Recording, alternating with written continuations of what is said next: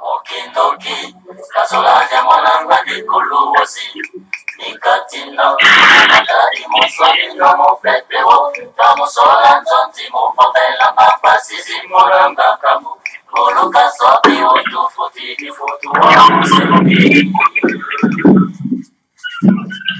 Okindoki, kasolaja mwananga nikuluosi, nikatina, kumatari musoli na muflepewo, kamusola ntonti mufopela mapasi zimoranga kamu, kuluka sopi utufuti kifutu wa musengi.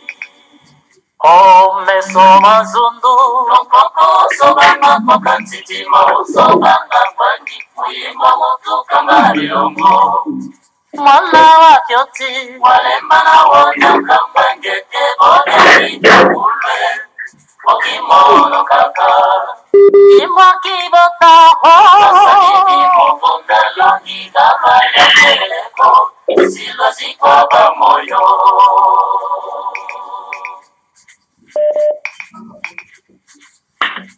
Mumafumo mauye twanisimya luyalo lwatatu Mavovela nitunza moja zane mwana nzemi Kabakanga makela fomto handi ifila mamumleso Mama soda yovule numbagi mama dada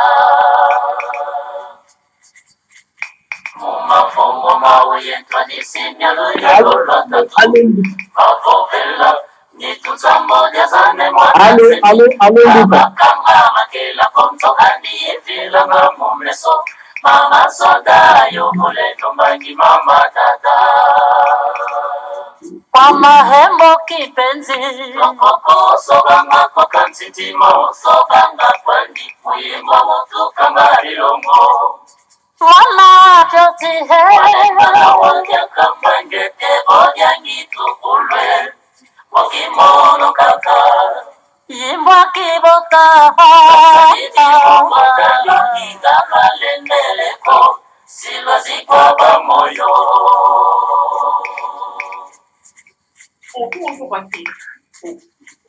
Udunya mbongo tikalanga yeke nzandi wa watama Kasadila mosimu mikengi vyane mwana nzemi Mulega kaka mbele ya imba efo suba kibota Mofwiri mfutu vya zibitatu kwa luyalu Udunya mbongo tikalanga yeke nzandi wa watama Kasadila mosimu mikengi vyane mwana nzemi Mulega kaka mbele ya imba efo suba kibota Mofwiri mfutu vya zibitatu kwa luyalu kwange makutunza u Lokoko sobanga koka ntitima sobanga kwandi muyimba mutu kangari longo mwana wa fyoti Walemana wonya kambangete bonya ngitukulwe Okimono kaka imwa kibota Kasanifi mofunda longi kama lendeleko Sikwa pamoyo. Oui.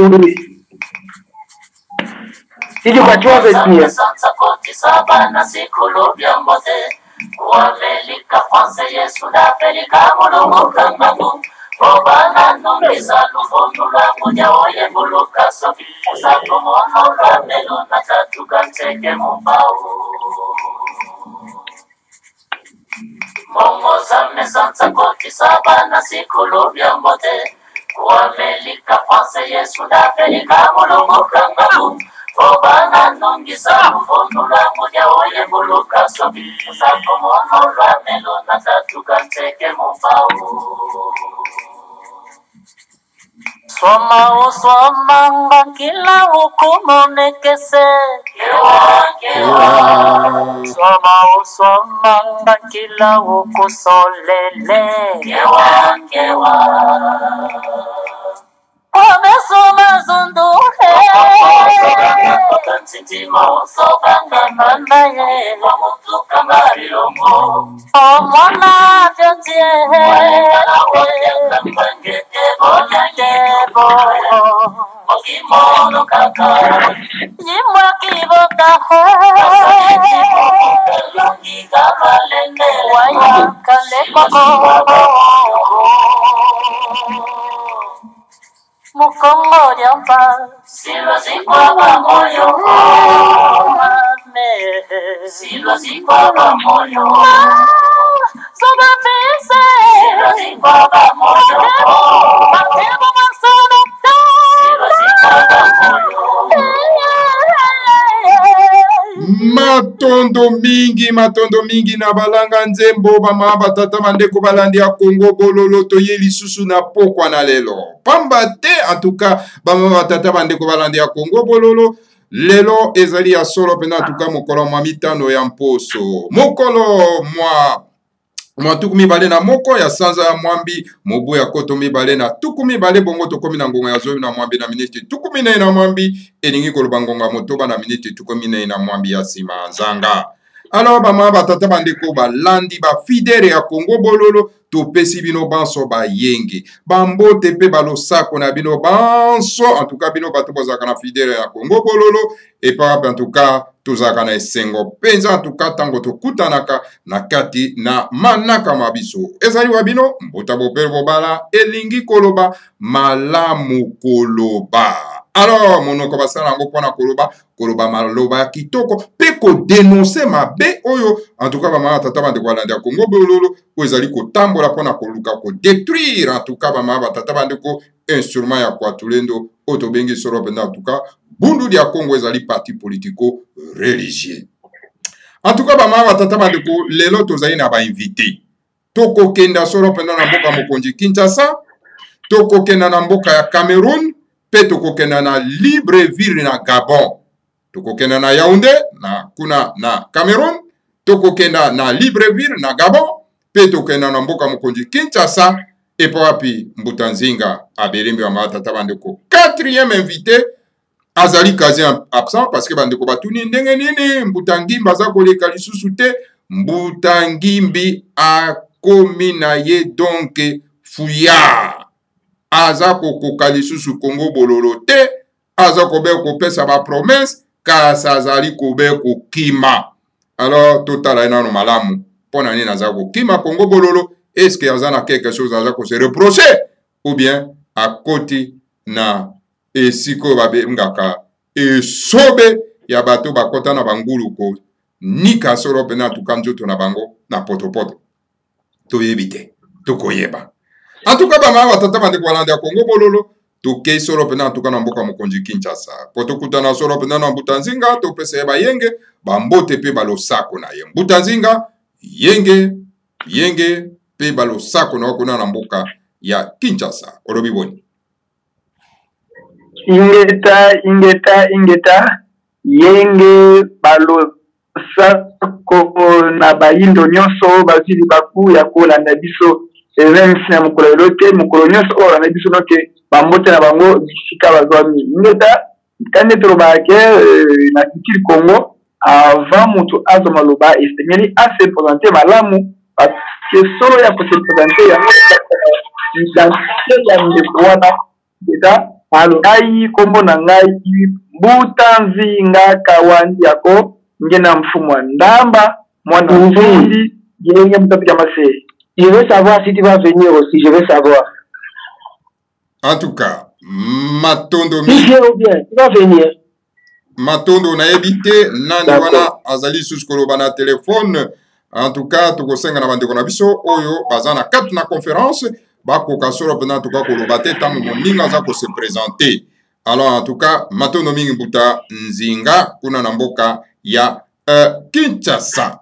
Toke na lombango, solo pena na mboka ya Yaoundé na Cameroun. En tout cas, toko kwa kokuta na Mbuta Tchatipe. Mbuta Tchatipe, bonsoir et surtout bonne journée et bonne soirée, en tout cas à tous les Camerounais.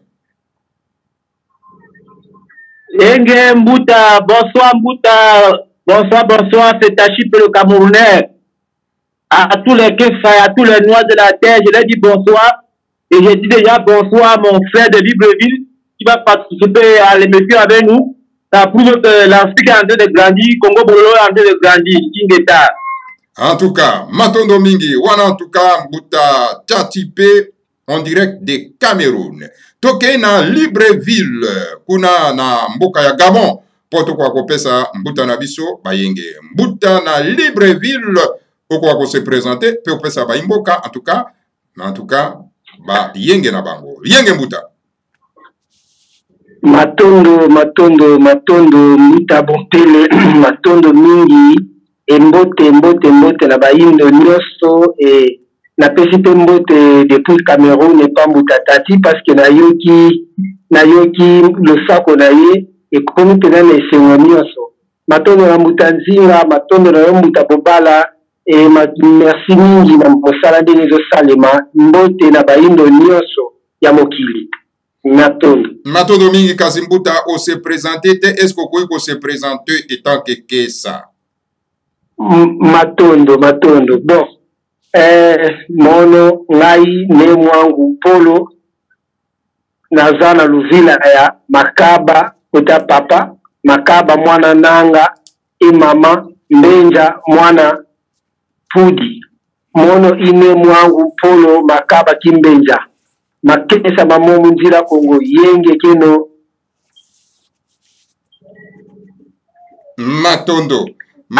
Matondo mingi Mbuta, en tout cas, Matondo mingi Mbuta Mwango, en direct de Libreville. Alors, bama batata bande tozongi na kati na studio. Alors, bande ko ba éviter terme ni toko développer le toko développer terme o ezo sala solo en tout cas, ezo déranger bama batata bande ko balandi ya Congo bololo, ezo déranger pour la calonie en tout cas de la part n'est-ce pas ya ba mbwazanta tout bama batata bande ko ba corrompi bama batata bande ko baza ko luka par tous les moyens pour détruire en tout cas l'instrument ya kwa tulendo ko détruire en tout cas les grands maîtres de mandation bama batata bande ko alandi ya Congo bolo. Et en tout cas plusieurs jours bama batata bande ko en tout cas et sali batole awa motomoko oyo azali ko utiliser kombo ya ange monene na kombo ya matani na ludi ange monene ne matani na ludi oyo a motomoko azali ko utiliser kombo ya ange wana bama batata bande ko alandi ya Congo bololo. En tout cas, à sali révélation, il y a un tout moment, c'est pour être à ko démasquer. Tout à ko démasquer, maman, tata ko to pesa ki bino promesse était en tout cas, to zaina moko na matinique à kosala nyoso o esengeli pona ete ko démasquer moto aza ko bombama na kombo ya matinini ne matani na ludi. Alors donc ba démasquer ye donc moto yango kombo na ye donc basanga na fils. Alors voilà, toko bandana on a ma commis en tout cas il y a tout moment c'est bama tata bongo toko ya ko kota solo en tout cas na développement il y a manaka mabiso ya poko lelo. En tout cas il ne faut pas s'amuser avec tout monde ensemble bama tata bande ko landa Congo bololo parce que na bitumboyo ba oyo ba koka kabitumbate bako kima mama batata bande ko landa Congo bololo ba ko tikala fidèle dans le grand maître de mandase tout mananzambe ba ngonde bakozwa elonga. Voilà tout maman c'est en tout cas na Martinique mosika na Martinique mama batata bande ko akei ko démasquer solo pena en tout cas ndoki oyo yango boyoki lo yembo to bandi na yango mama batata bande ko pona ko yebisa bino ete en tout cas awana kati na Congo bololo ezali inspiration. Et voilà tout maman c'est en tout moment, je le remercie. Je remercie deux personnes. Je voudrais maintenant remercier deux personnes. Lesquelles? Je remercie d'abord tout maman c'est. Pourquoi je remercie tout maman c'est? Parce qu'il nous a démasqué donc les grands sorciers, les Kindoki, les Mondoki, maman tata bande ko landa Congo bololo, au nom de Basangana Fissé, qui se cachait derrière le nom de Nematani na Ludi. Alors donc, le grand maître a toujours dit, qui se cache à la manière d'un singe, il se fait trahir par sa longue queue. Je remercie en tout cas un grand Kessa de tous les temps, un tout moment, c'est, on dirait de Martinique. Voilà. Deuxième personne que je voudrais remercier ici, c'est Yaelonga. Ah, les gens peuvent se tourner, mais pourquoi ça qu'on remercie Yaelonga? Pourtant, Yaelonga Motaza publié Babiloko ya Matani na Ludi. Oui, il faut remercier Yaelonga parce que grâce à lui, kenga na kenai kotanga biloko wana soki nazalaki na contact na ete soki nazalaki na contact na Facebook na ete alors soki atindelaki ngai yango te nakokaki koyeba te ke moto babengi basanga na fils aza donc bamama tata bandeko ko détruire en tout cas l'instrument quoi tulendo bamama tata bandeko azali ko insulter biso ba se penser tongai koyeba te alors bamama tata bandeko il faut la remercier alors to pesi bango nyonso tout ba merci to pesi epe merci na ye na mosalo ya sali oyo a publié biso solo pendant tout cas makomi oyo pour ete tozwa connaissance nango bamama tata bandeko soki te tokoki kozala na connaissance na yango te. Alors voilà ce que dit le grand tout moment c'est. Voilà ce qu'il dit. Tout moment c'est s'adresse à moi Antioka au nom de Mantezolo et Matanina Louvunu et non Matanina Loudi. C'était Matanina Louvuni, Louvunu, je veux dire au nom de Basangana fils. Alors voilà, abandonnons on a historique. Tout moment se commence par l'historique. Il dit ceci. Dans le livre sacré du Bukongo appelé Makongo, un passage du livre Kisemi relate l'histoire de Mwandansuka, premier génie rebelle devant Tatanzambi. Une grande guerre arriva entre Mwandansuka et son groupe de mauvais génies. Fumandunguno vécut donc ce groupe de génies rebelles opposés au plan divin. Alors, Mwandansuka était un génie aîné, ayant de grands pouvoirs, et il se rébella contre un Fumwa, un Pemba, c'est-à-dire Nemokulu Toto. En lisant ces passages d'Imakongo, j'ai identifié le représentant de Mwandansuka en ce début de l'ère diverso. Bamama tata bandeko balande ya Congo bololo, eza matata kozala solo pena en tout cas na ba grand voyage ya makeso ba yebi solo pena en tout cas kotanga solo pena mama tata bandeko otobengi livre sacré ya biso baindo bama tata bandeko. Alors je continue bama tata bandeko balande ya Congo bololo. En lisant ce passage, ce qu'il a dit, j'ai identifié le représentant de Mwandansuka en ce début de l'ère diverse. Un jeune inconnu de Bedeka gravit rapidement le poste au sein de BDM, de Bundu Mayala, et devrait donc devait le second de Mwandansemi. Je parle du jeune Mantezolo. Ce jeune Mantezolo devait l'œil droit de Mwandansemi et dirigeant Bundu Mayala. Nakanisi bandeko na biso banso baebi moto yo mama batata bandeko balandi ya Congo bololo. Puis, étant en opposition avec le plan de Mwandansemi, il se rebella et forma son groupe pour lutter contre Mwandansemi. Ainsi, naquit le NDK, qui est une copie falsifiée de Bundu Mayala. C'est depuis que Mwandansemi fut attaqué par Mwandansuka et ses démons, attaque du palais royal en 2017, emprisonnement d'Nkaka, torture de Yaya Lubondo, massacre des adeptes de Bundu dia Congo. Mantezolo, alias Mwandansuka, et ses démons se sont opposés au mariage entre Mwandansemi et Yaya Lubondo. Mwandansuka, alias Mantezolo, s'est acharné sur Yaya Lubondo dans ses faux Congo Dieto, car voilà, le crapaud Mantezolo veut devenir un bœuf. Ah, vous cherchez quelqu'un. Ah, bon, entre la voie à l'intérieur.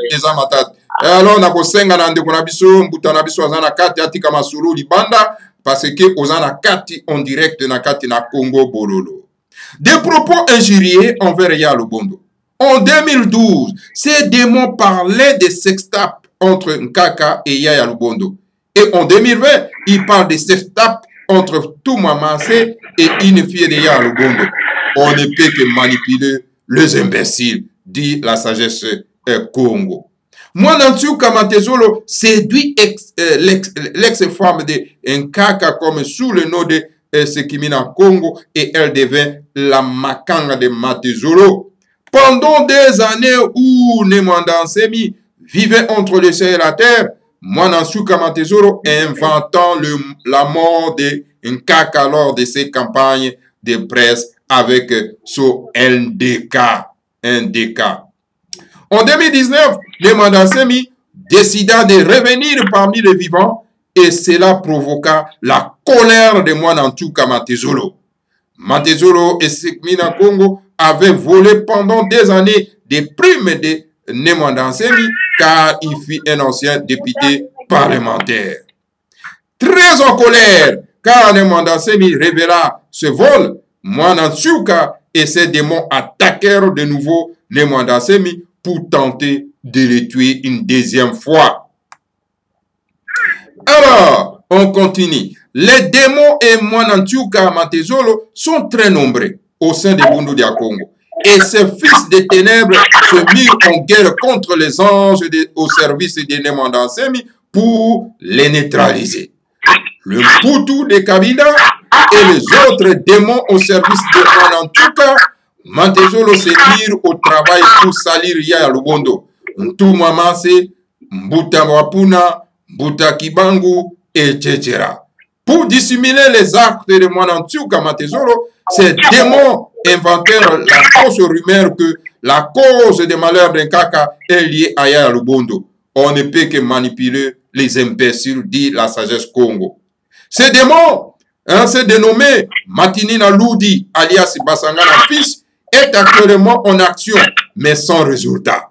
En échange d'informations au palais royal et en connaissant la misère de certains adeptes du Bundu dia Congo, Basangana fils donne de l'argent pour des informations afin de tenter d'égarer les vrais adeptes de Bundu dia Congo.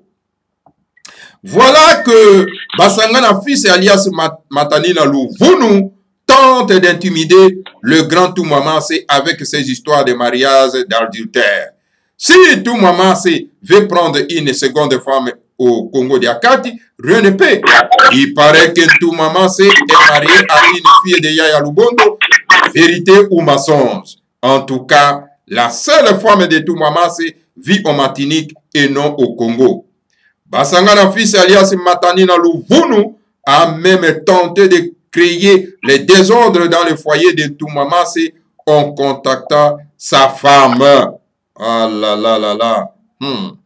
En commettant cet acte, je vais dire, Mwanda Velela a informé Toumamase, on lui révéla qui est Matanina Luvunu, Basangana fils.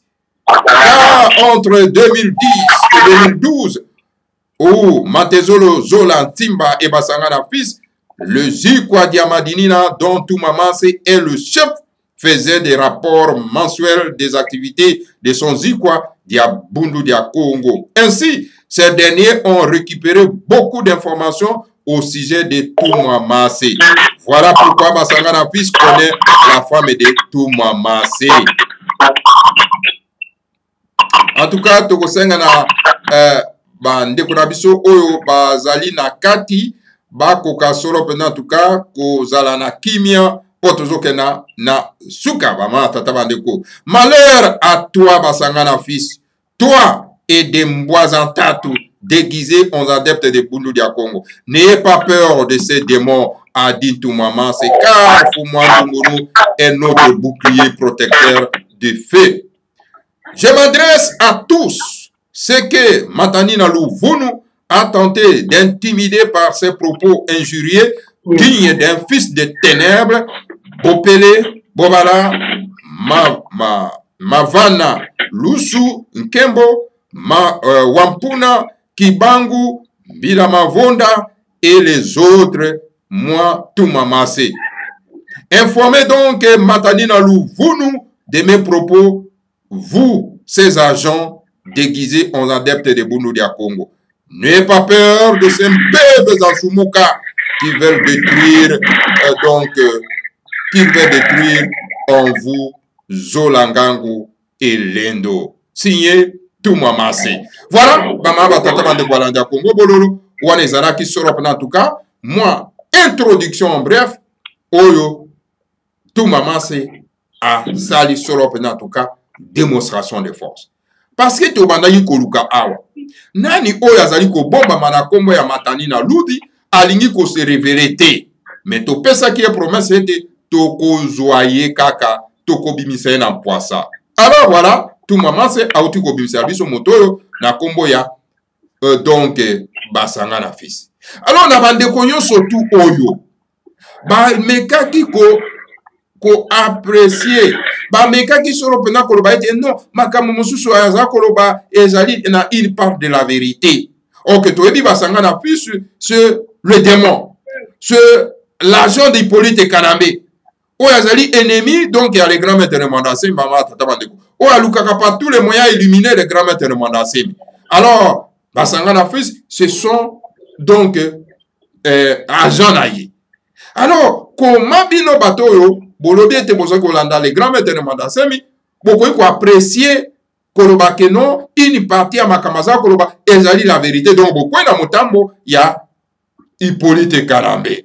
Alors Hippolyte Kanambe est fort ya ko récupérer donc bana ya BDK bakoti na motambo na ye bama batata bandeko balanda Congo bololo malheur na bandeko na biso oyo balandaki matani la luvunu bama batata bandeko en tout cas na bakotika na soni na mokolo malero bama batata bandeko balanda Congo bololo parce que bakanoni oyo matani na luvunu asalaki à l'égard non pas ya le grand maître de Mandasemi à l'égard non pas ya mwasi à le grand maître de Mandasemi alors ezali mode opératoire na bango ya baoccupant bama batata bandeko balanda Congo bololo. Alors pourquoi il s'attaque n'est-ce pas à Lubondo? Il trouve peut-être que il y a donc ezalingo lobake ye à Lubondo aza kotia donc solo en tout cas mur où ils ont empêché bango pour atteindre les grands maîtres de Mandasemi parce que ceux qui y a Lubondo aza kotia mur ils ont empêché bango pour atteindre les grands maîtres de Mandasemi parce que bango en tout cas baza kosala par tous les moyens kaka ndenge nini ya ko éliminer les grands maîtres de Mandasemi et peut-être avec à travers ya Lubondo baza komona que non il y a un élément gênant pour alors tozala bandeko awa to mekana ko analyser eloko ba alors to mekana no totalisa na baimboka na bango nyonso tu balandaki et surtout na ndeko moko na kombo ya Kantweda Kiala oyo abandaki ko défendre mama tata bandeko ce qui fait que Kantweda Kiala azali un agent d'Hippolyte Kanambe parce que on a pression un agent Hippolyte Kanambe au comme automatiquement un agent Hippolyte Kanambe mama tata bandeko balanda Congo bololo et que Hippolyte Kanambe c'est un outil, c'est un étranger, c'est un destructeur il y a la République démocratique du Congo. Oh, il y a les ennemis farouches, n'est-ce pas? Il y a les grands maîtres de Mandasemi. Oh, il y a empêché le plan divin et qu'on soit en tout cas qu'on se concrétiser nakati yambo kanabiso mama tata bandeko balanda Congo bololo. Voilà, mama tata bandeko tokei solo pena na moko apesa solo pena en tout cas makanisina na poko na mama tata bandeko tokena mboka na konziki Kinshasa toko na solo pena na Tanzania. Alors toko senga na bandeko na biso baza ko sala makelele ba mekasolo pena ko sala fort makelele sale maté parce que et comme lokola zandu awa mama tata bandeko balanda Congo bololo. Botika na ba misala boza ko sala côté parce que boza na mission bo se concentrer. Alors Butanzinga alors na yebite mbuta tchatipe ozo sala makelele mbuta tchatipe s'il vous plaît tika na ko solana bato boza na bango libanda mbuta tchatipe vous faites trop de bruit. Je suis moi seul, c'est pas moi.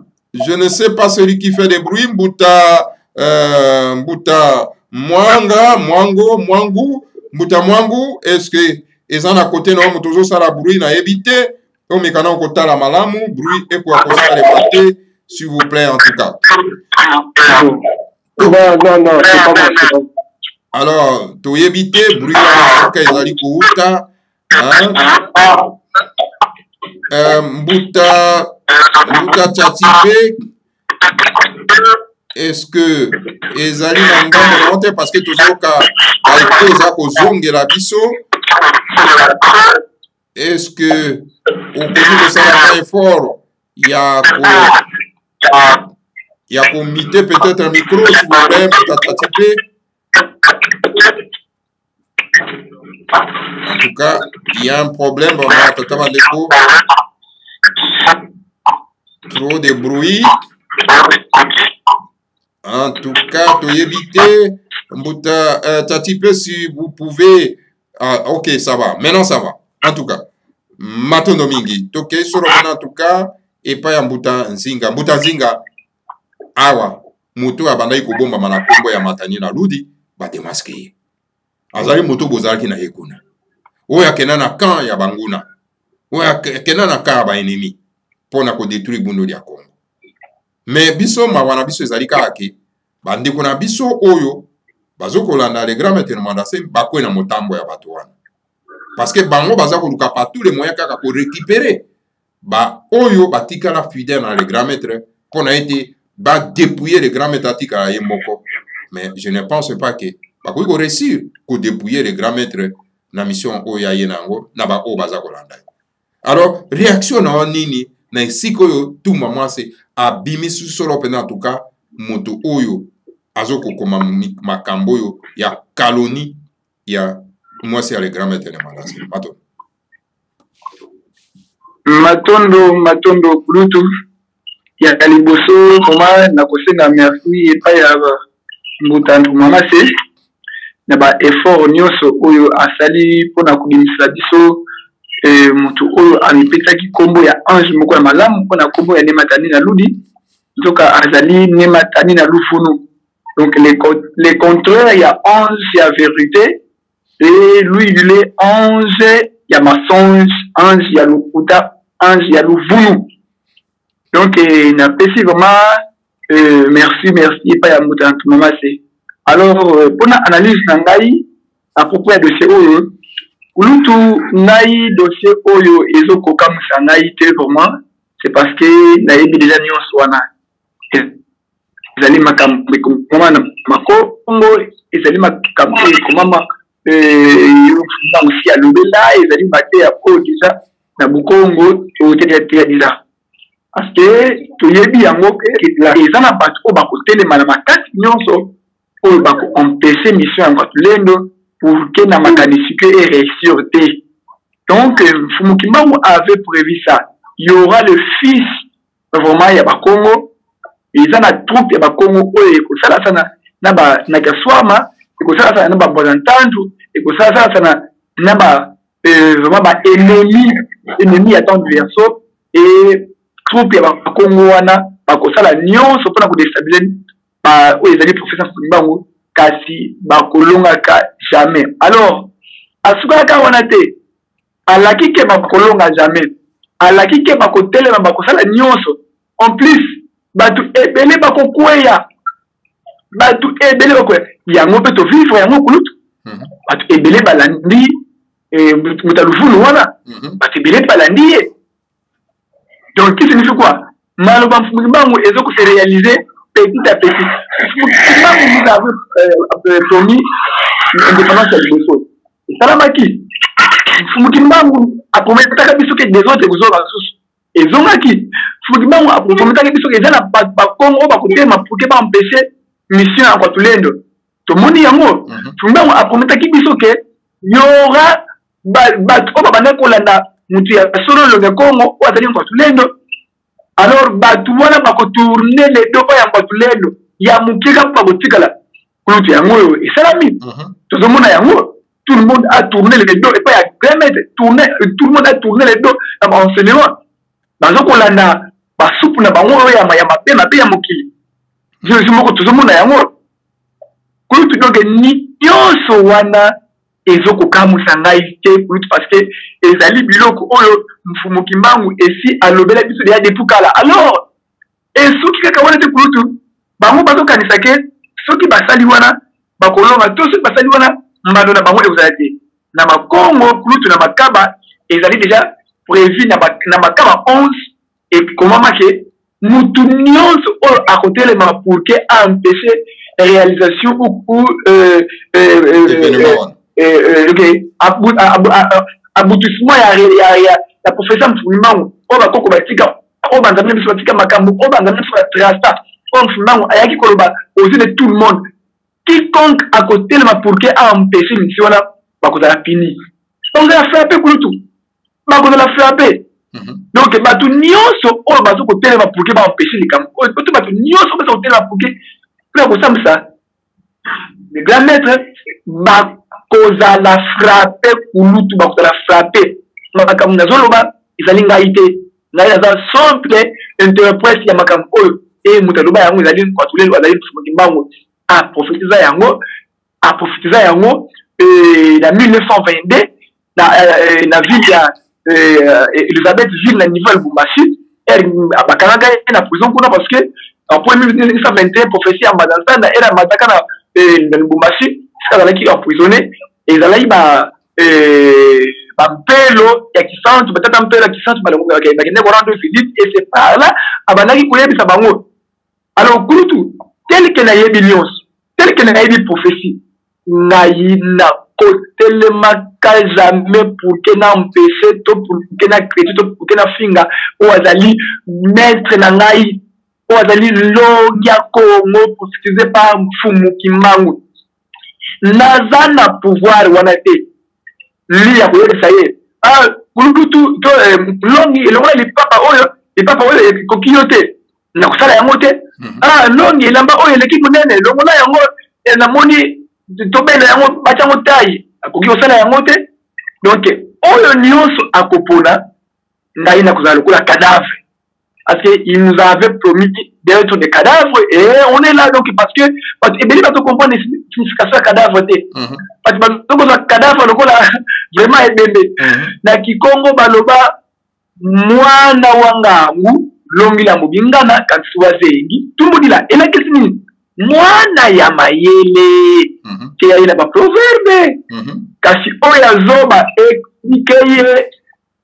expliquer ye soko beti na matete moi pas comprendre ka ezalité alors bana o bazoko comprendre que signifie cadavre o bazoye ba yango te ezali bana ya bazoba bana ba mayele ezali ba o bazoye ba que signifie du cadavre cadavre signifie grand maître alobela simplement terme oyo ezalaki molai et à condensango à commissiongo ya mukuse donc parole ezali en extension mais grâce à la commission en compréhension donc parole ezalaki vraiment élargie tala molai alors grand maître asali yango ya mukuse à commissiongo ya mukuse elakisi nini c'est vraiment comme les cadavres elakisi soyez mes élèves en âme et en conscience et ayez la foi à mes paroles. Donc, suivez-moi comme du cadavre. Bozala bana kelasi na ngai na bosantu nyonso pe na bondimi nyonso donc bolanda nga na ndenge esengeli na tutuwa nyonso ndenge ezali bilaka ya mfulumango ndenge ezali bilaka ya tanzambe na biso oyo atikela biso e bozala toujours confiance bozala toujours na elikia na maloba na ngai parce que ezali ngai moto nazomema bino ngai moto nazomema soyez mes élèves en âme et en confiance soyez mes élèves. Ayez la foi à mes paroles. Ayez la foi à mes paroles. Grand-mère nous avait promis dans ma campagne. Nous les gars. Ah ouais. Mais pas tout comprendre pour la nuit. C'est pourquoi tu m'as commis vraiment bon. Ils allaient vraiment réaliser un peu ça. Mango, il y a mon qui est capable de il y a mon qui est capable de comment il y a mon qui est grand-mère a dit elle a pas tout bazo me makoli auti na musika akomi na tupo ya village akitisi koli na ye mutu mususu ayi aloti wala akoti na village wala chance na ye ayeko lo susu bate kila siba zimulinga bazimunna sibate kila ila kisi nini le premier c'est le dernier c'est le premier badage nyonso apesa ba explication nyonso apesa makabutu apesa mais batu bazo comprendre oh mawa kiadi mwana wangamu ngana kati wazengi tumudila sikoyo biso tozo kolimbolela bino bon comprendre il est encore temps de changer kutu na ukende pa ya muta basangana et fils vraiment ezali mawa kozala pena na histoire tokaka na Bible ke Yuda na histoire tokaka na Bible vraiment kozala kokipe poso na kozouer rôle wana ezali rôle moko po ngai na kozouer jamais parce que batu wana souci na bango ezali ke grand-maître azwa défaite batu wana souci na bango balingi te bayoka grand-maître a réussi leur maître leur de nkaya mpe malade mande ezolo il n'a akometaka biso ke grand-maître akozonga souci aloba badiscouvre ebele sur grand-maître azongi bakate loboko tobisa apemeta yango mpona ye esili alors ere grand-maître azongaki omonaki ekipelekesa abelaki omonaki zunguzungu abelaki donc bazali bato oyo bazokolinga te makambo na biso ekomi na suka bato oyo bazokoampese volonté ya mfumwanda kongo ezali bango donc kulutu oyo ya bango ezali kaka tumbuki na yawu zika bamoyo donc butu na kula kongo tumbu bena baka zika bamoyo bazandu enaki mbumbulu koka naki mbumbulu koka kadi mambi masiki wava naki mbumbulu koka mbosi tubokele sediandi kabaka pau evo kota diandi evo mude wa kazi ya kanda yani wende tunataka baka pau yetuma tutumudi bulu mosibeto tuizidi tusituwa ya kanto tuwa beto mbosi mbuta muntu et tout ça te fera aux yeux de tout le monde toute ma chaîne nyonso mokili ya minene boya kozwa ba image parce que twetizika nkaya mbeba twetizika bungi twetizika sata na mukimundu ndiali et ça sont juste que vous attendez parler diable que vous attendez parler et ces petits ici mazezolo yani twetizika bwabu et nsia yotuno ya mona bwabu inani ne mafo makosi nsia vibasi ba kolavo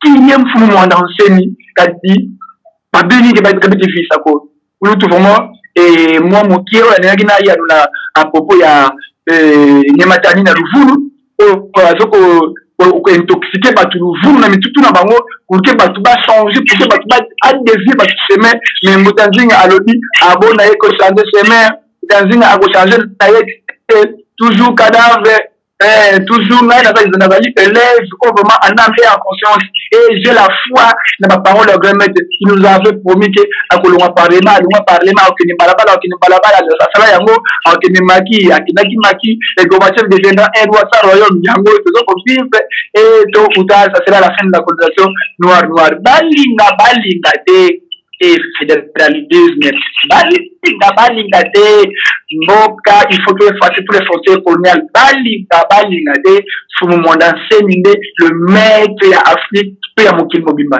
en tout cas matondo mingi mbutanzinga matondo mingi en tout cas lelo tozana mwa kokoso mingi ba bru eza mingi bandeko baza kosolola tout ça là baza oyeba te ke tozana kati ya émission en direct alors mbutanzinga kwa motuna moke ezali awa parmi bato oyo ne matani na Luvunu amemi bango na caserne na ye alors donc baza koloba ke non mais écoutez à cause ya ya Lubondo nde bitumba eza koyela le grand maître na Mandasemi bitumba o bamosu balobi non tobomba énergie mpona bitumba ezali koya mais sikoyo bango bazokanisa bitumba ngo ekoya ndenge nini le grand maître na Mandasemi akosomba bachar de combat akosomba baavion banini ale wana nde bitumba ebandi sikoyo oyo nyonso tu ezokoleka eza bitumba te eza nde bato baza kokufa bato baza ko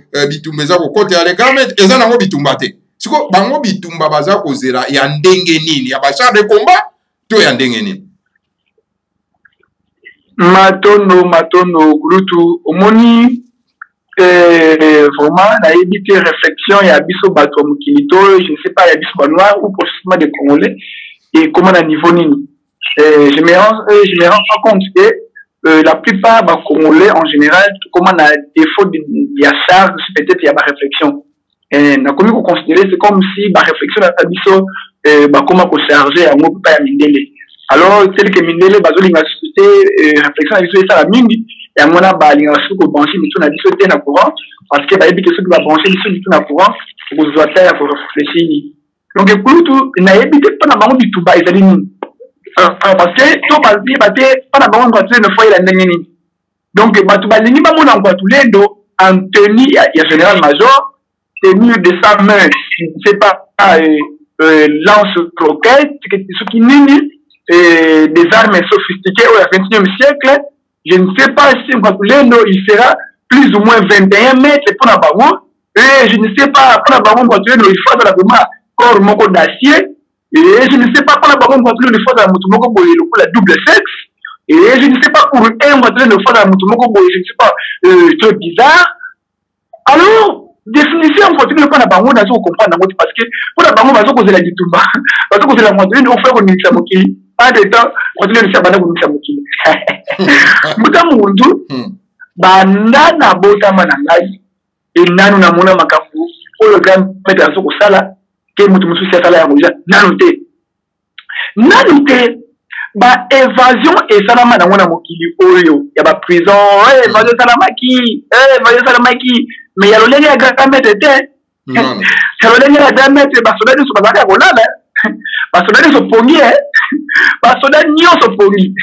En plus, évasion, il m'a dit 3 heures. Diamètre a mis 6h50 dans la prison. Elle a mis prison makala na tampokolo à 0 mètre. Intervention ayée de 7h, 8h. Voilà.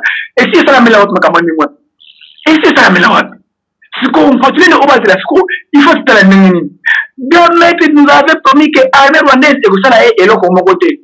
Batina plus ou moins 3500 militaires vêtus en tenue de la police, armés jusqu'aux dents, tenus de leur main de lance-roquettes, je ne sais pas, des chariots de combat, il y a des gens qui ont combat,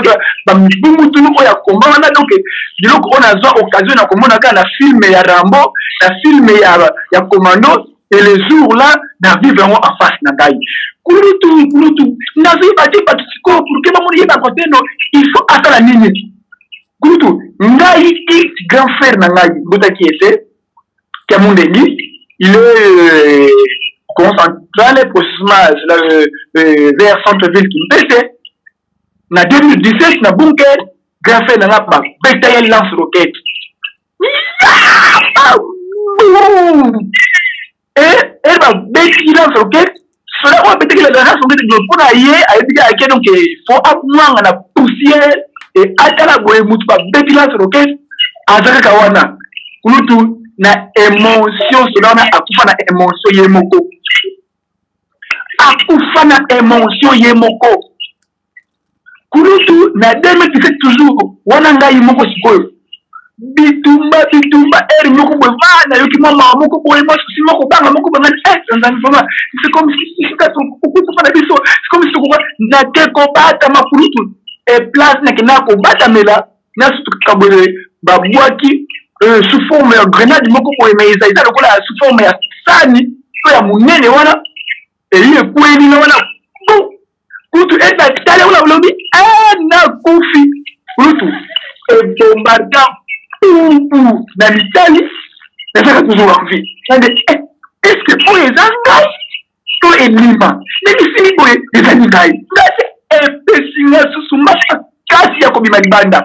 na bima libanda susu na bandi susu bitumba kulutu to banda bitumba de 9h à 18h batu wana ba difficile ya kuarrêter biso tozala moins de 300 personnes et bango bazala plus de 2000 soldats bazo de mana kokanga batu baza moins de 300 personnes kulutu alors wana siko ba ebe contrôler l'hôtel siko pala bango moto le foyer ndenge il faut y a n'engeni pour la banque parce que je sais même pas faut y a n'engeni kutu azaba tumoko boye tukola na susu ba to matériel ya koyoka yoka sute tukola na mo sute kurutu biso to tika toujours fidèle biso to tika toujours on va bien à ce qui na poser les terres moi mais tout toujours likolo donc makam tout toujours likolo kurutu c'est ça taya ba distraction tukola na monter parce que ezali prévu na makongo ezali prévu na mikula fumuli mbango na taya ya supuka confusion et comment aider et de pas servir comme un monument mais n'engue à soloté effectivement il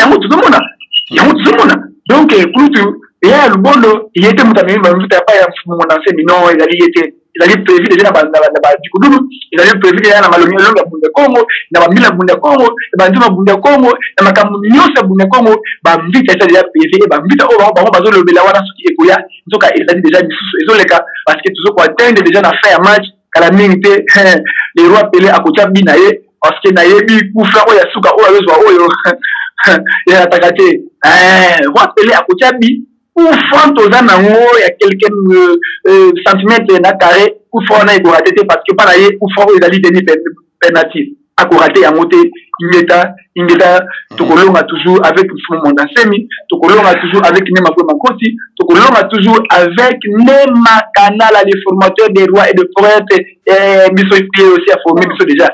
Misso tout ça, roi, prêtre, tout ça donc to mêler enseignement vraiment tout ça adepte il y a solo ma cadavre il y a solo ma élève en âme et en conscience et bazali toujours la foi il y a maître na bango donc Nicolas maître personne trop silencieux azo kotala ndenge bato bazoko azo kotala ba vrai leader azo kotala ba vrai bana wa former azo kotala ba vrai adepte na musika et kala mingi ta kozwa parole et kozwa parole mutu okoloka so makambo oyo boya na mboka na biso ingeka bobo matondo mingi mbuta nzinga bande kwa mbuta nzinga wana lobaka lokola le grand maître ne mwanda se ndenge nini akuiko kozala na mungungu ya le grand maître ne mwanda se ndenge nini ngabi mais bon azali vrai véritable adepte il y a Bundu dia Congo donc ce que vous allez véritable adepte à Bundu dia Congo il faut kozala na voix wana ya Mokonzi donc c'est tout à fait normal alors tokei na mboka ya Cameroun na Yaoundé alors Mbuta Tatipe j'espère que vous m'entendez. Je vous suis très bien. Merci beaucoup Mbuta Tatipe. Je viens de lire ce que tout maman a écrit parce que c'est depuis longtemps que nous cherchons à découvrir ces messieurs-là qui se cachaient au nom de Matanina, né Matanina Lodi. Aujourd'hui, ce monsieur est démasqué. C'est-à-dire que un grand sorcier, Zorongo, Torongo,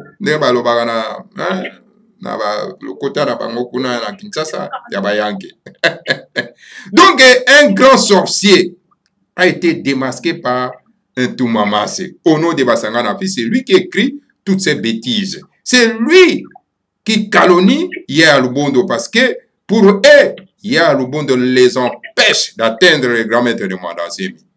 Donc cela veut dire que Yaya Lubondo est plus forte que ces démons. Alors, quelle est votre réaction au Cameroun si cette révélation de Toumamase? Merci vraiment de avoir passé la parole.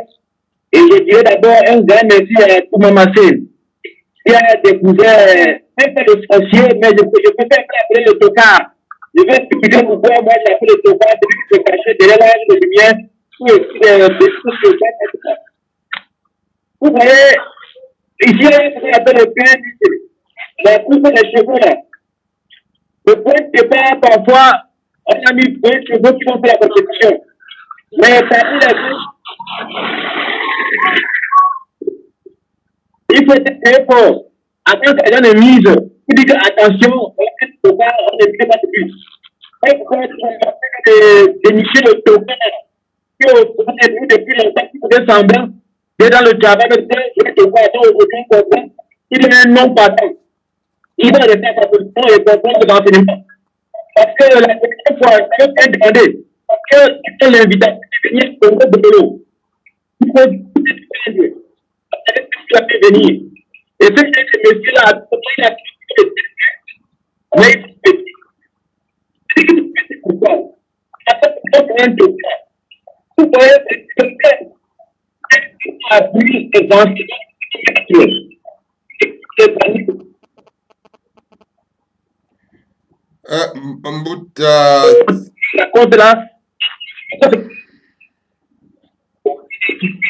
Mbuta Tatipe, en tout cas, vous avez vraiment des difficultés de vous faire entendre, s'il vous plaît, Mbuta Tatipe. Il y a un problème de connexion, je ne sais pas, ou bien votre téléphone a un petit problème, un petit souci. parce qu'on n'arrive pas vraiment à vous saisir. Allô, Ah, là, je sais pas. Maintenant, ça va. Oui, allô? Oui, maintenant, ça va. Là maintenant, c'est bon? Oui, c'est bon maintenant. Ouais. Bon, je disais ceci là. Notre frère là, c'est un tocard. Donc, quand il dit tocard, un tocard non partant. C'est un tocard non partant qui était infiltré. Parce que pour quelqu'un qui a longtemps appris les enseignements de Kaka, à la fin du combat, ne peut pas dire ce qu'il est en train de dire. Ça veut dire que c'était les infiltrés avec leur agenda. Et leur agenda est en train de les dépasser. Ils sont obligés de s'accrocher sur Yaya Lubondo. Je m'explique. Si franchement ils sont en train de dire que Yaya Lubondo est en train de bloquer Kaka le grand maître, c'est une façon de dire à l'opinion nationale et internationale que c'est Yaya Lubondo qui a pris le contrôle. En ce moment, il va mettre la place de Kaka où? En ce moment, il dira quoi? Ceux qui ont envoyé Kaka sur la terre pour l'émission. Donc Yaya Lubondo est mal dépassé ceux qui ont envoyé Kaka sur la terre. Tu comprends que c'est un faux débat, c'est un tocard qui a été démasqué, qui ne peut rien faire, mais il n'est jamais tard. Qui se soumettent, qui viennent apprendre l'enseignement du grand maître.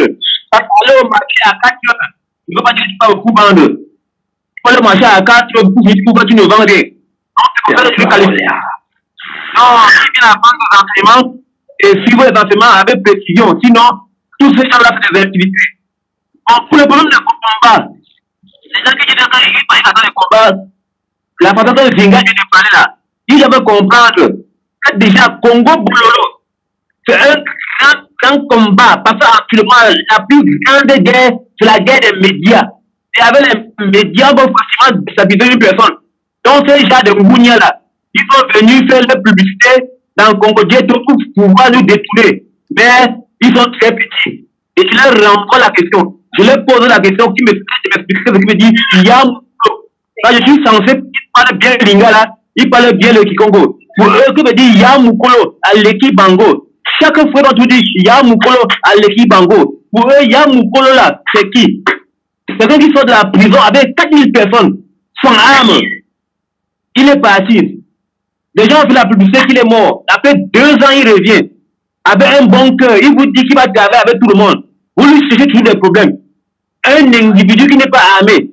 Voilà, en avril, vous avez envoyé plus de 2000 hommes chez lui. Donc, ça ne dit rien à tout fait mouillé là. Donc, comme il a dit, vous connaissez la vérité vous affranchira. Il y a des gens que leur cerveau est déjà calé par rapport à leur plan d'action. Quand tu vas lui dire que 1 plus 1 égale 2, il va bien écrire ça. Mais si l'examen, on lui demande 1 plus 1, il va dire 4, il va échouer. Donc, c'est comme ça que je le qualifie, ils vont échouer, des masques, ils vont faire reculer un peu et on va conduire le combat dans le bon sens, comme le maître nous dit. Je reviens encore sur le problème de cadavre. Comme dernièrement, ils se disent que c'est eux les cadavres. Les chrétiens disent le fou de Jésus. Est-ce qu'ils sont fous? Point d'interrogation. Kaka nous dit, fidélité au guide, fidélité au guide, suivez-moi comme un cadavre. Il dit à gauche, on est à gauche. Il dit à droite, on est à droite. Celui qui ne lui plaît pas, la même façon que c'est venu, la même façon, il porte son sang, il part, ça nous permet de connaître qui est l'Ngounia. Donc vraiment, ça c'est ma position pour le moment, Mbouta. Matondo. En tout cas, Matondo, merci beaucoup, Mbouta Tatupé, en direct de Cameroun. Alors, nous allons maintenant dans Mbokaya Libreville et pas en Mbouta Mwango. Mbouta Mwango, lecture na yo ya makambo ezali ndenge nini. Alors, non, il y a Lubondo. Azako empêché, Azako Sarate Bitumbe côté les grands maîtres de mandat semi, c'est lui qui est responsable et Bitumbe Zako côté la ye mutaza responsable que Makambo Zako avancé tenamboka. Est-ce que yozo partagé même avis na Batouana Wazoro Babon? Matondo Mbuta, Matondo, nazo félicité et puis je vous remercie beaucoup pour cette mobilisation que vous avez pris l'initiative de faire parce que Congo Bololo, aujourd'hui là, ça commence à donner ses fruits. Quand je vois même les autres, Congo Bololo commence à naître. Donc, je me moque d'eux, mais je dis que non, en tout cas, c'est un autre succès. Je vois les autres émissions au Congo Bololo. Vraiment, gloire à Bakulu Bamouela Congo. et encouragement et félicitations à l'initiative aujourd'hui pour faire véhiculer bien message na biso oyo. Merci. En tout cas, ndena lobaki komo na ngane mwangu polo makaba kimbeni. Donc, par rapport à ce sujet du jour, nazo nayoki pena mingi, ben nazo télébananu na place ya bondo na nini. En fait, ce que je vais expliquer, bon, je serai un peu bilingue parce que tu sais que l'émission n'est pas suivie qu'aux Aïrois. Aujourd'hui, il y a les frères camerounais qui prêtent aussi l'oreille à ces émissions parce que il y a M. Tati qui est là et Mouta Tati qui est là. Donc, je dois être un peu bilingue pour faciliter aux Camerounais d'écouter. En fait, l'affaire de Yalubondo, les gens doivent connaître.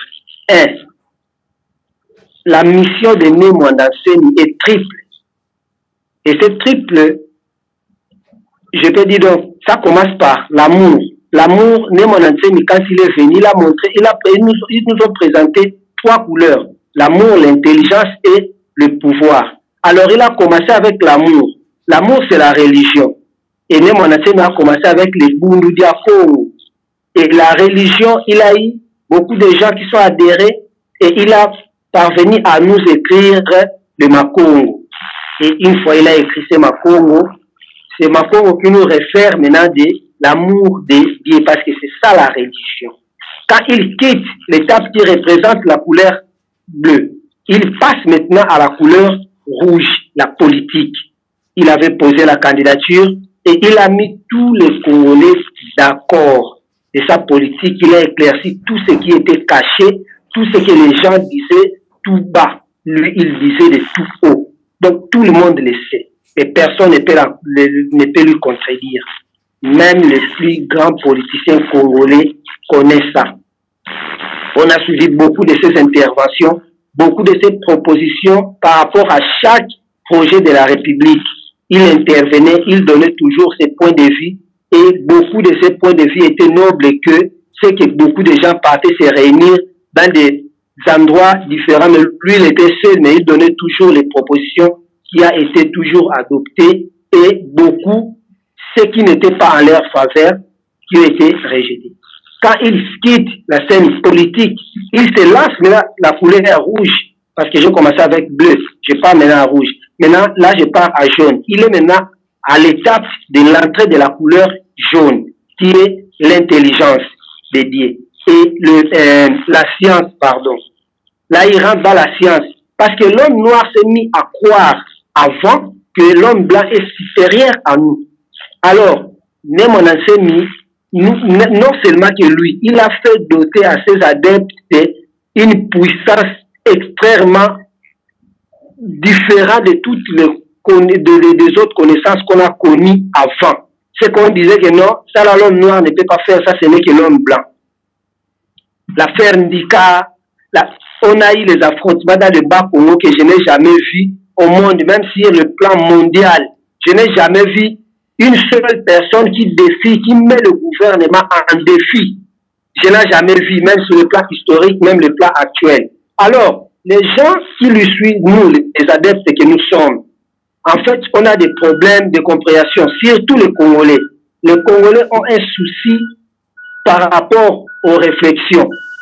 Parce que du fait qu'on a été colonisé et les colons ont utilisé tous les moyens, je dis tous les moyens pour aveugler l'homme congolais et pour arrêter l'esprit ou la vision de l'homme congolais. Et voilà les épreuves qui nous montrent aujourd'hui.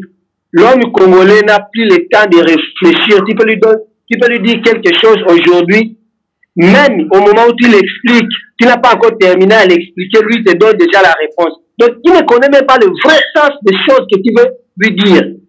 Alors, je disais que les 3 étapes de l'homme, chaque étape a ses influences. Quand Némouandanseni était encore dans la religion, il avait l'influence, en fait, il avait les ennemis des prêtres catholiques, les protestants et les autres religions. Une fois il s'est lancé dans la politique, il commence maintenant à se battre avec des politiciens. Et tous les politiciens de la majorité présidentielle étaient contre lui. Et une fois il se lance maintenant à la science, les gens commencent à voir, en tout cas, ça là, c'est la folie. Parce que c'est normal que les gens l'appellent par fou. Qu'il est fou, il est fou, il est fou. Parce que les choses qu'il est en train de faire, ils n'ont jamais vu ça. Les gens n'ont jamais vu ça. Cela dit que non. En tout cas, l'intelligence là, vraiment, c'est trop. Donc, ça là, c'est la folie. C'est dans le sens là. Donc, moi, quand les gens appellent même mon enseigne fou, ça, mais en fait, je suis même content de ça parce que ce qu'il vous donne, c'est les idées que vous n'avez pas avant. Et aujourd'hui là, vous avez ça grâce à lui. Nous tous, on est devenus, comme il disait lui-même, qu'on était de 1000 et aujourd'hui, on est devenus de plein. Donc, si tu suis tout ce qui suit de mon enseigne, aujourd'hui là, il n'est plus quelqu'un quelqu'un ordinaire. Maintenant, il y a les gens qui sont venus suivre mon enseigne dans le sens des intérêts. Ils sont venus dans le sens des intérêts. Quand ils sont venus, ils prétendaient que non, bon, mon enseigne va devenir président et nous on aurons les postes et ils ont adhéré au mouvement. Et quand ils adhèrent au mouvement, et quand ils voient maintenant l'âge, ils disent que non, à ça là, si on continue à espérer, alors on doit chercher maintenant à les diaboliser. Mais comme ils sont au service de Kabila, des Rwandais, ils sont au service des Rwandais, il faut qu'ils créent des choses qui vont permettre aux Rwandais de dire que, parce qu'ils gagnent leur quota en faisant du mal à mon entier. Vous me saisissez. Très bien, 565. Merci. Donc, selon eux, leur quota s'augmente en faisant du mal à mon entier. Mais or, en réalité, ils ont utilisé tous les moyens pour en finir avec Nkaka. Ils ont utilisé je dis bien tous les moyens, même à couper la tête de Nkaka. Ils ont coupé la tête de Nkaka à Tingakati. Tout dernièrement, Félix et Kabila, avant qu'ils aient arrêté là, ils ont envoyé 3000 militaires là-bas. Félix est parti voir Kabila. Et Kabila a dit à Félix, ah, ce type-là, j'ai déjà tout fait. Mais, j'ai coupé sa tête, même ici, on a coupé la tête devant moi. Mais il vit toujours, ce type-là est plus fort même que Jésus. Mais, je ne sais pas qu'est-ce qu'il faut faire. Et Félix avait proposé à Kabila, parce que selon les sources, on avait compris ça. Félix a proposé à Kabila que bon, pour lui faire taire, on lui donne seulement de l'argent pour qu'il ferme la bouche. Kabila dit à Félix, il dit, ah, ce type-là, la seule chose qui lui manque, c'est les finances. S'il a l'argent, c'est ça qui va permettre que beaucoup de gens viennent s'adhérer à lui, parce que rien qu'avec sa pauvreté, rien qu'avec les menaces qu'il est en train de subir, ses adeptes sont prêts à mourir pour lui. Donc, il ne faut pas tenter à lui donner de l'argent. Maintenant, comme NDK, le parti de l'autre là, de ce type que vous citez les noms là, de Mantezolo, de Youdala, voilà, son parti politique, s'il n'insulte pas mon entier, Kabila va se dire qu'il ne fait pas son travail. Or, c'est pas Sangana fils que vous citez les noms là. D'ailleurs, Bouta, la colère même, l'esprit que Dieu m'a donné ne me permet pas même de parler même ou de citer son nom. Normalement, on pouvait faire le débat là et on clôt. Parce que mon enseigne a beaucoup de sujets qu'on pouvait aborder. On ne parle plus de lui parce que de plus en plus qu'on parle de lui, en fait, il se dit que non, il est grand. Or, c'est un petit qu'on peut écraser en un clin d'œil. Et donc, ces messieurs, ils savent que sans parler de mon enseigne, Kabila ne va pas les donner le voix ou le coach ou quoi. Alors, il faut critiquer mon enseigne dans tous les sens parce qu'il sait que dans le sens normal, ils ont échoué. Alors, je sais qu'il y a les Congolais qui vont suivre l'émission là. Je demande à tous les Congolais de voir mon enseigne dans le vrai sens. De ne pas voir mon enseigne dans le sens que non, je vais écouter une phrase qu'il va prononcer comme les choses qui se passent aujourd'hui là. Mon enseigne a fait les réclamations depuis longtemps. Que non, les injustices dans le Congo central. Dans toutes les sociétés, il n'y a pas de machin. Même mon enseigne n'intervient pas que du Congo central. Même mon enseigne intervient pour toute l'Afrique. Même à l'Est, là, excusez, combien de défenses que Némon Ansemi a fait pour les gens de l'Est? Combien des émissions qu'il a fait pour parler de l'Ituri ou Grand Kivu là, du Kasaï, même à l'Assemblée nationale au Parlement en 2008. Il n'a pas parlé de Kasaï. Il parle de tout le monde. Quand il parle, c'est même de Bas-Congo, les gens lui traitent de tout. Le tribalisme, tout ça que les gens connaissent. Mais moi, en tout cas, je n'ai pas envie de rester dans les débats de ce type que vous citez les noms là, parce que du fait que Nagoko Misaya Mounene, quoi. Nagoko Misaya Mounene, en gros, on a des autres qui m'ont dit dans sujet. Donc, mais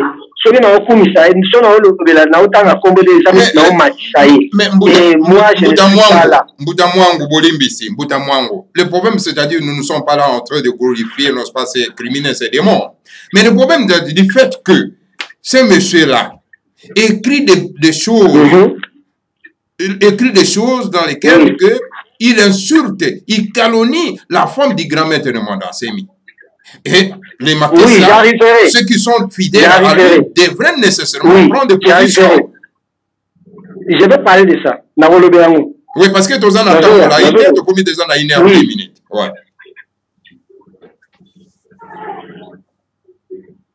Allô? Ah oui. Nalobi, Zoa Maloba continue parce que tu as des designer 11, tu as un temps Moukeva. Oza Koyoka Nambuta. Allô, allô. Ozali Koyokana. Oui. Bon, Mouta. Allô. Oui, allô. Voilà. Non, en fait, dans l'Inaïna Lobéana, nous peuple congolais, après, nous avons la place, on a l'obité qui n'a pas été siché. Et on a l'obité qui n'a pas été pour la Rosonga.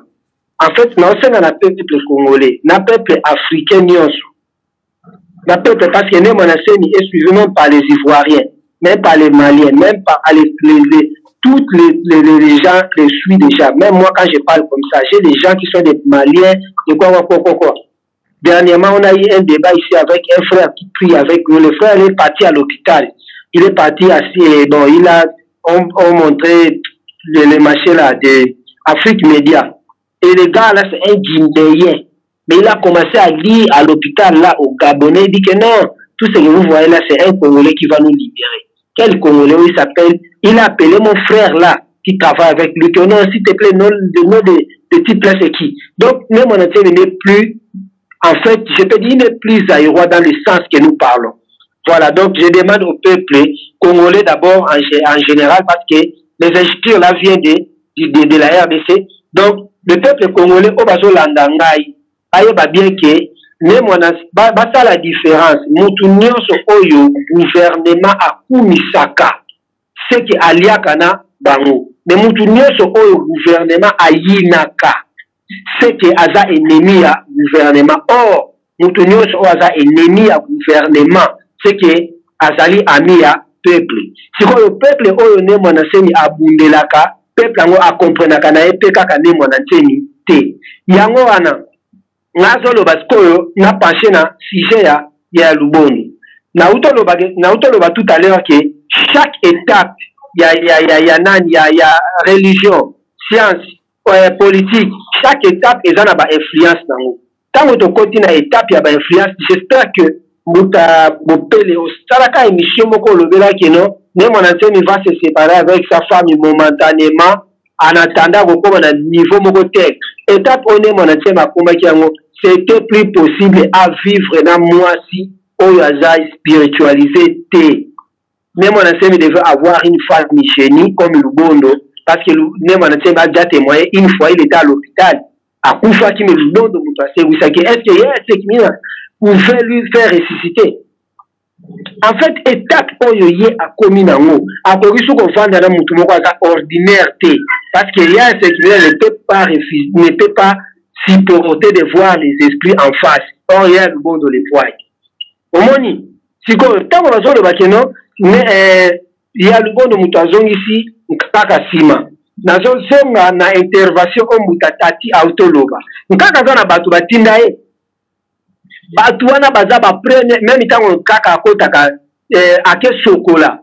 Monde spirituel lui voit tout ce que Nkaka fait. monde spirituel lui voit. Alors, si le monde spirituel constate que la femme qui est née monatienne vient de se marier avec lui, il risque de perturber leur mission. Et c'est barotika ya lubondo à l'approche ya yankaka. Rien. Atabino moko. Barotika à l'approche yankaka. Bako séparer en deux cas tous bako benda ye et puis d'abord ye moko kaka asolana ba esprana tous les jours. Asolana ba fumukimbangu, bambuta mbumba, ba Mohamed, ba Jésus tout, il parle avec eux. Yo kanti pena ki bako ebisete ah parce que pas na bango ba benga na ba collègue be soki ndeni ba benga na ka le banado non. En tout cas mon collègue vraiment ce que tu as fait avec la femme là le monde spirituel n'est pas d'accord avec ça. Et ne moi c'est va simplement se retirer avec Yalubon calmement. Les gens là en fait ils ont juste envie de diaboliser les monacheni pour qu'ils puissent gagner les points aux gens qui les envoient, les Rwandais qui les envoient. On doit comprendre. Bazoluka ba pesa ba point et pas ba Rwandais oyo pour que ba bagisa ba on so ba pesa ba no parce que actuellement ba dans les logoté ba pesa ba vice-ministre na rôle munene oyo ne mwana seni a joué na glissement. Qui n'avait pas parlé de ça? Glissement, qui n'a pas insulté Longue. Ma fille ne mwana seni na quel injure oyo a encaissé Kate. Il a encaissé toutes sortes d'injures. Kae, imbécile, Nyama, Koko, Liboma, tout ça. Mais au finish, Bake no Pesayo, poste à vice-ministre. Mais mon ancien avait mérité même la primature. Il avait mérité même la vice-présidence de la République. Mais Bake récompensé. Pesa à ta ministère peut-être de travaux publics, titulaire de vice-ministre. Avec ce grand rôle qu'il a joué. Donc, bandekona, bayoga un peu moi soni quand même, et puis, bazonga un peu batou, parce que les intérêts peuvent se limiter, mais la vision c'est limité à rater. Batunyo so basala ba vision, dans mon client, en tout cas, l'air non sont restés au-dessus. Donc, ne pense pas que, yon jeta mouki, ou quoi empêcher baoba. Jeta mouki, empêcher jamais baoba, et quoi qu'il y ait tout un baoba, mais baoba, ils ont baoba. Donc, pour le moment, nako tigela pe ba misusu temps peut-être ba misusu loba ou bien ceux qui question ezambuta nako répondre mais on a ta équipe na ona nu yango wana nan matondo mingi mbuta donc wana to kopeso kaka liloba ya suka tango to kozonga parce que to komi presque na suka parce que to consommer déjà 1h17 minutes. Alors mbuta nzinga to zonge pa na wana mboka Kinshasa. Mbuta nzinga to zonge pa na yo. Bandeko yabi ame mutu wana est-ce que vraiment zele mususu leki ya le grand maître demanda c'est ndenge na koza mungu moko na demanda nsemi mbutanzinga babi bien peut-être que le grand maître akoti na kat na yo ngona donc voizo bimana isa isusu ya yote alors donc eza matata eza matata ngapi meno kwane bimaka tanga comme en colère oyo qui voit le grand maître bimi alors mbutanzinga to comme na suka wana eza iloba na za ko pesa vraiment pour te consommer, le temps est dépassé. Alors, motuna nga naza kotuna yo. Na étape oyo to komi na yango. Bande ko bakomi ko banga nde bitumba ko banga. Parce que tant baza ko lobake no, ya lobonda memeli ba le gambe de bitumba na palais royal, ba baza ko kufa, ba makesa baza ko kufa, tout ça là. Mais bango ba bosanité kozala kati ya bundu ya Congo za bitumba. C'était un mouvement, il y a libération. Qui dit mouvement à libération, ça dit qu'il faut que bunda. Et tant que bitumba boza ko bunda, bato basalani, il faut pas kufa non. C'est tout à fait normal. Alors, bango lokola bakomi ko banga bitumba, bakomi ko banga na bango bitumba, il faut ba luka bouc émissaire. Alors bouc émissaire na bango ya lobondo. Alors, c'est-à-dire, pour la bango, bakanisa kinini, bakanisa ki ke bon, écoutez, le grand maître de Manassé, makozwaka ka njete lokola Moïse, a beti kaka na mai, bouva le mai et pasuki, bato baleki. A kozwaka ka mopanga ne asimba kana, beti kaka bo pan, bachar kombe kiti na, hein, na likolo, ekweya, les sali sa face. bayebite kezaka baoyo bazali babakesa bango nde bakobunda bitumba bamvita toloba kaka mvita balobaka nini wana ngitingira bazoloba mpe mwa ngitingira me ntango bato bazokufa bazokoyeba teke yango ese ebanda longwa kala ezokenda nde na suka bamosuku abite omoni ifo tobatela mwa nkuya parceke ntango bitumba yango ekoya de façon ke tobunda bitumba ese ebanda longwa kala ezokoma na suka mbuta nzinga bato bazozela bitumba yo olobi boni tokomi na suka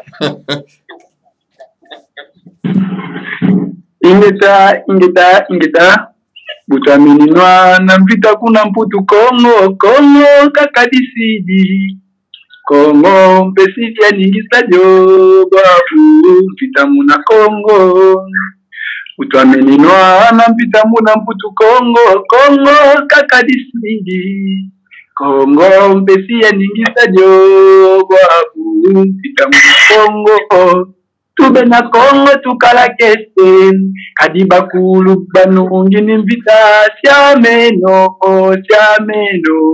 tukalangolo kiketa mukivuluza kulutu vraiment oya linga bitumba te ha kimabedeka oya linga bitumba te kimabedeka nzembo oyo elobipo to bunda bitumba na Occident to bunda bitumba na mokili mobimba chiko etikali na kati ya Kongo Kongo yango pe grameta lobi azoningisa yango nzembo akala na yebite soki ya lubono mutafata kinzembo na yebite donc kutu ya lubono anemi bamvita na Bukerte bamvita emisalela depuis kala ezali ba profession ezali la depuis kala ezali ba enseignement o bukongo ezala depuis kala kurutu fumo mwana semi ya niveau petit mwana na Kongo kadimenga meti mafulu za Kongo kibaka kitu fulu za Kongo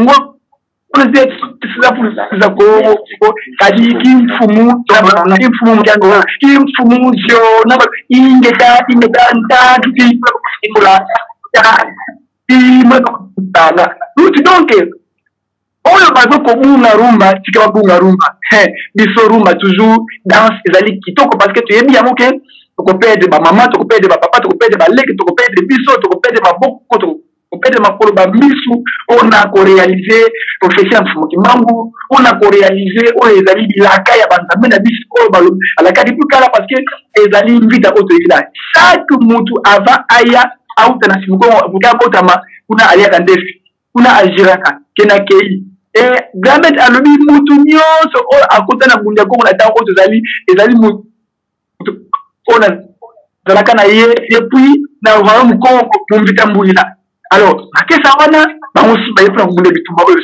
sikolo gamet azolo bakute yango tout le temps bitumba mais pour toujours koluka batu ko bazokoluka bitumba ko bazokute bitumba na teleka en état gamet bitumba bitumba depuis kala gamet bitumba bitumba depuis kala yemoko mutate yango yemoko mutaluka bitumba makambutu ezali ye azali commandant en chef ya makambu nyonso kama mutu yende azali moko tiri makambu ta mutu mama mango kimo muke meske yena kolobela ngo afala na ceci la partie ezandi mo kitoko funa ye mafuta ba comprendre donc kutu yemoko depuis na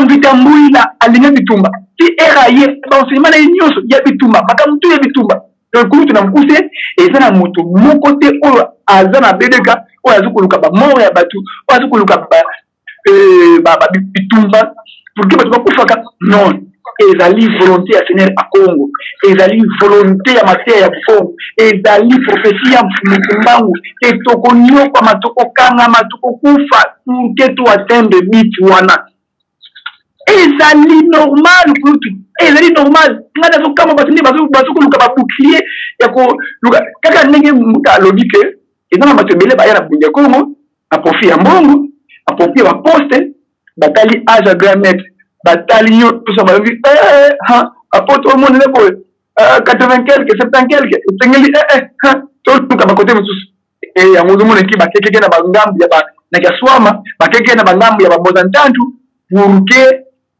créer ça baroma et puis ça mine ba créer mutu oyo ba tinda pa bango pour que baroma ça ba mbona ba kasimita li bango makaba 11 punition na bango ezali atana na makaba punition bango ezali batana professeur bango punition bango ezali parce que oya bango punition bango même dans ma famille na bango buta muntu et ko landa bango les générations et les générations donc ma pona bango pour tout moment moi il va souka ko na zaki kinango peut-être na koki ko luba ya ngona pour donc kulutu ezali batute bazoko provoquer bituma na BDKT ezali ba prophétie o ezala déjà depuis kala ba zamana biso o ndenge batikela yango ngona ezoko sala mandengona ingeta Bobo, Ibobo. En tout cas, Matondo Mingi Mbutanzinga, Nandengo, Ozalaki, vraiment, na biso, Sorobe, en tout cas, na pourquoi na lelo.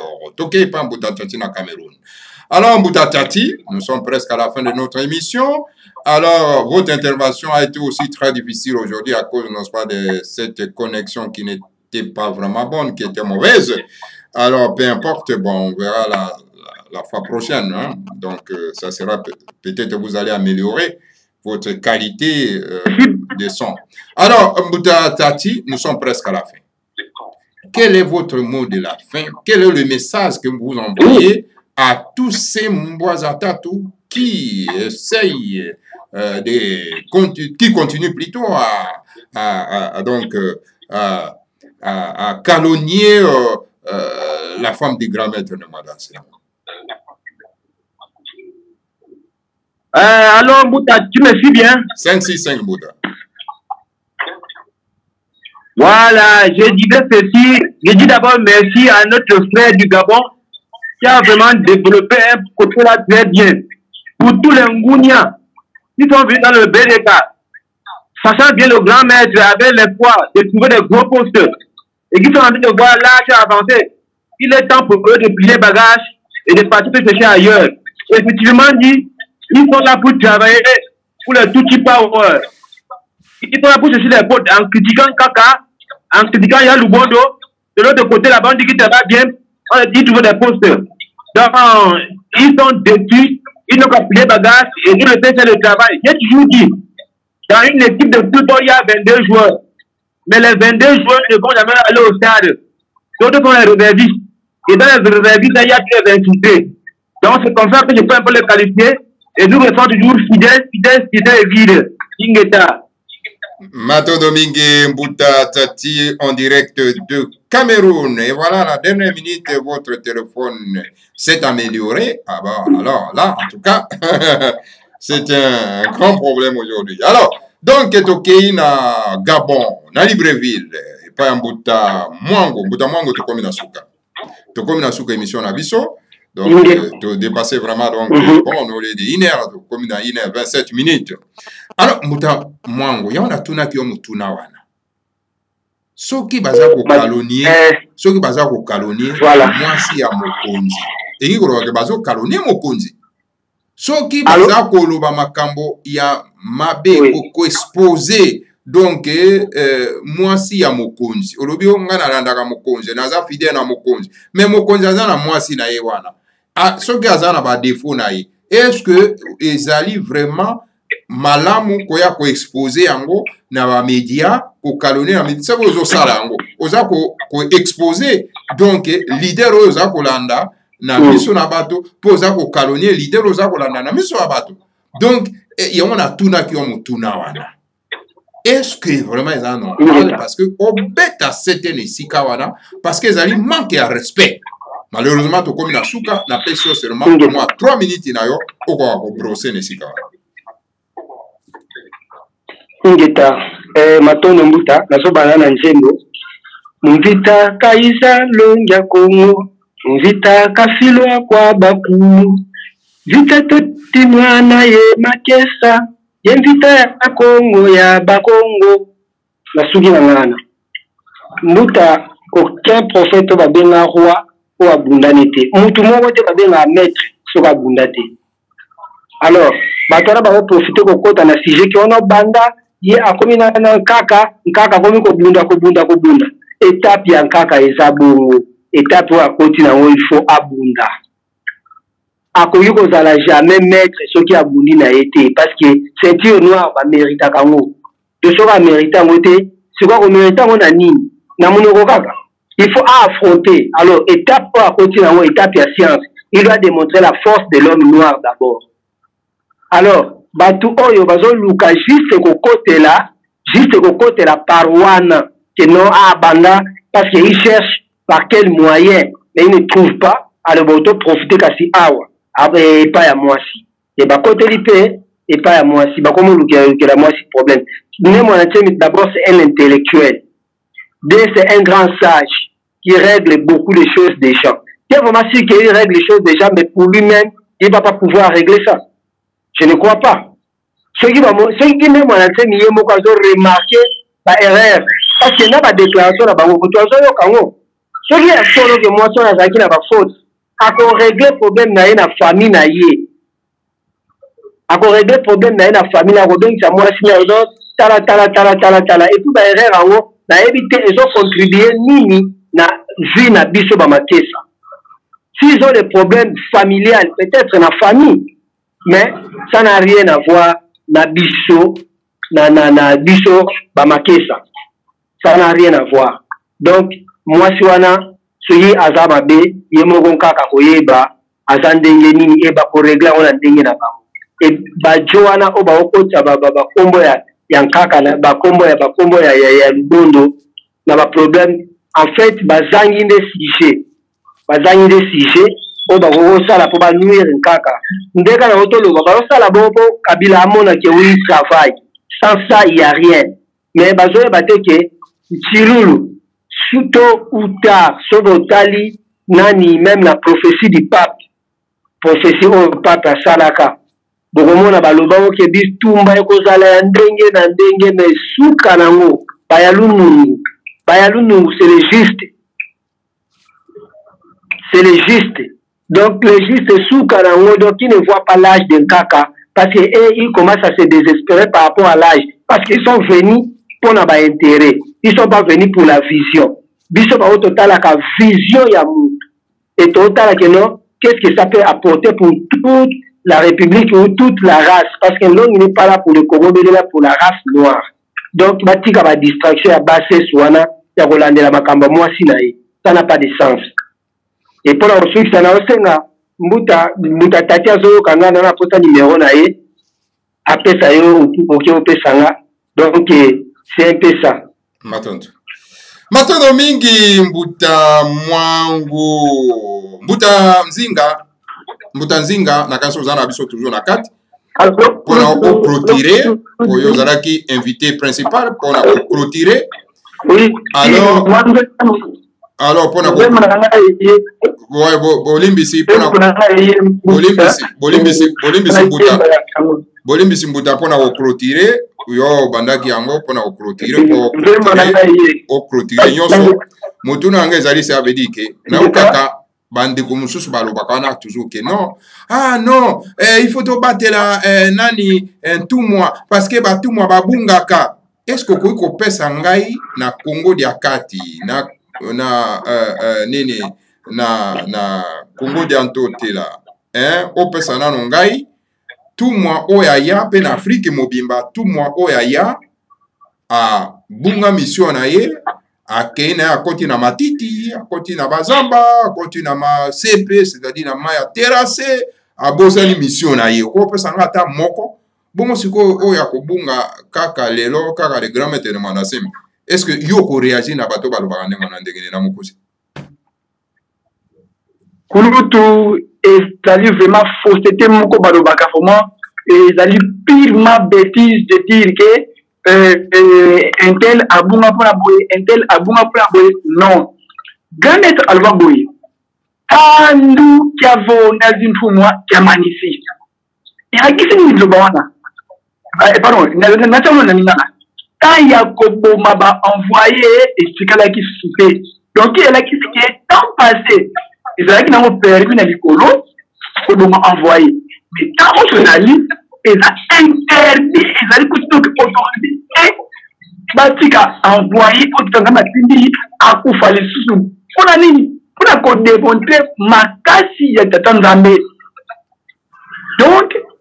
ezali que peut-être babunga karuma non mais ezala ki bien ki kongo ki kodi ki mfuluzi donc ki kodi ki mfuluzi ekidi sana vo ntumwa kavondwa ntumwa kakangwa ntumwa kamweso mbasi donc ezali sacrifice on va envoyer babanda ki kosala pour que Équateur de tina sacrifice sur peine pas pour maïs avant qu'on paye prix naïe pour que à comme la réalisation il y a matambo a pi pour la qui ezala ki te que peut-être non à sali boye me dis même à gafaka présentel non il n'a jamais gaffé oh intel à gafaka présentel non à gafa jamais et même ma pas mon dans ce imagine pour tout ba lobby boye que fumu mwanda seni kenda sala vondwa ko les mondes spirituels va décider que va kotika la kobo mayete alors mutane wana nde mokilime et ko défier moi si ne a ko défier donc si que le bon ndia et bon ngo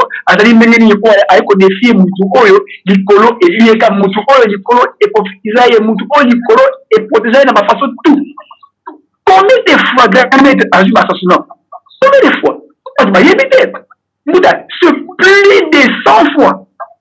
C'est plus de 100 fois. Combien de fois ma commando va y avoir na combien de fois va tirer ma balle à distance? Combien de fois on va utiliser par journaliste au moins que mutaye ou pas journaliste plutôt qu'avec journaliste adali sniper américain ayena sous forme ya caméra mais caméra des dali arme moko mystique. Combien de fois? Non, il m'a comme makamba monaka. Il m'a comme bakuta na rango. Combien de fois va papier ça gamme dans parlement? Il m'a comme combien de fois balana grand-mère dans parlement combien de fois il m'a comme tout fait n'est pas mon avis m'a comme tu comprends OK pour tout le monde donc grand-mère a démontré bango à il est une fois à tous les de bako tika ko bomaye jamais alors moi si kaka aya a détourné grand-mère je ne sais pas peut-être est-ce que grand-mère elle a le biso Mutanzing alela ba chéri, Mutanzing alela ko bala luketo, Mutanzing alela rapport sexuel ko si bana Mutanzing alela ko si bana mingi alela mwende, peut-être et pour ça que grand-mère a comment se sonner voilà? Non, grand-mère n'est pas Mutanzing. Grand-mère n'est pas aussi les autres. C'est un maître. Aïe de ko respecter ma pata naie, aïe de ko ça ma kam naie. Donc tous soyez mutamukete, tous soyez à la légèreté. Mungu yanganga kena mundu wantakana ko mundu wanjitsukena donc tubinda mene katura volo tu ya buzengi tubinda mene kiala yeza yavo mfuru kena kristo ka soit tout moi kena et muta mundu donc ça va plus de bêtises oyo balobaka buta meni buta mundu donc ezali pasi komona batu bazokoma na niveau wana ya ko bi bon n'importe quoi comme ezali pas seulement pas ngeta matondo mingi njembo mbuta mwana vita kukuila nefita kanga yani tubazenga kifuidike tumbokutila beto binwani utolemba kala yenkele nyatia wamana nungwa kwantantu mieto babutu izidi jaka kukongo mukuzeta kama na mbita yoyo zulu toto lutu yikama ulusutu zolele sunwano vita kumuila nefita kanga yani tubanzenga ifuidike tukotela beto binwani utolemba kala yenkele nyatia kama na nungwa kwantantu mieto babutu izidi jaka kukongo kuzeta kama na mbita yoyo zulu toto lutu yikama kulusutu zolele kulutu donc batu ba comprendre que tu es bitumba parce que tu banango depuis na mbula que tu yesusu et toujours bagarre ezali bango minkele ti ya biso na mapoko kaka bango ba arme lourde ba bomba ni de toutes sortes d'armes biso to démontrer bango que tozana ya mukolo aleki bango kiadi kwa bene nduna tabuzengi kiadi kwa bene no kiadi kwa bene mbota ntandu adi tumbu kene kinakala tumbu kene kina sinaji kwa moyo ingeta ibobo ingeta matondo mingi mbuta nsinka wanezali kiso pena butanzika na mboka mokonzi Kinshasa tokomi na suka masolo mabiso mapokwa malelo nde tozalaki na butanzinga mbuta Chatipe na Cameroun na mbuta Mwangu na mboka ya Libreville. En tout cas matondo mingi na bino bansolo kwa ndenge bozalaki na biso solo pena en tout cas na pokwa na lelo wana tokuta na bino isusu mbala asima. Bon mensano, en tout cas, que le Seigneur a Congo vous bénisse tous, bénisse Nemwanda Semi et bénisse la République de la du Congo. Ingeda, Ibobo.